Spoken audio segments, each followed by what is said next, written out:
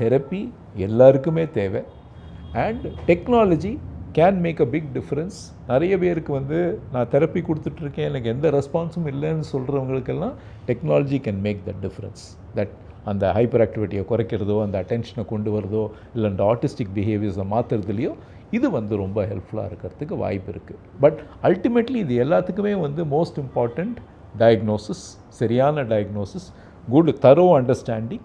And நான் சொல்லிகிட்டு இருந்த மாதிரி one thing that we need to understand, நாம் என்ன பண்ணுறோம், என்ன பண்ண முடியல அப்படின்னு பார்க்குறோமே ஒழிய என்ன செய்ய முடியும் அது பார்க்குறதில்ல.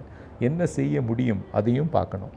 ஓகே, ஏன்னா நம்ம என்ன மாதிரி சொசைட்டி நம்ம க்ரியேட் பண்ணியிருக்கோம் அப்படின்னு பாருங்கள். Okay, every one is expected to be a certain way. அந்த சொசைட்டி தான் க்ரியேட் பண்ணியிருக்கோம். ரைட், ஸ்கூல்னால் அப்படி தான் இருக்கும். எல்லோரும் போய் உட்காந்து லைனாக உட்காந்து ஸ்லேட்டை தூக்கி போய் உட்காந்து A for apple, B for பாய்னு படிக்கணும்னு க்ரியேட் பண்ணியிருக்கோம். ஓகே, என்னால் அது முடியல. அந்த மாதிரி 10 பேரில் ஒருத்தர் இருப்பாங்க, அவங்களுக்கு that society is not working, அந்த system is not working. So இங்கிலீஷில் சொல்லுவாங்க square peg trying to be fitted into a round hole அப்படின்னு. சரியா?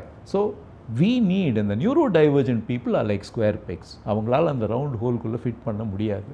ஸோ we need அவங்களுக்கு ஹெல்ப் கொடுக்கணும், சிஸ்டமும் அடாப்ட் பண்ணணும். அவங்கள அகாமடேட் பண்ணுறதுக்கு family has to adapt and education system has to adapt.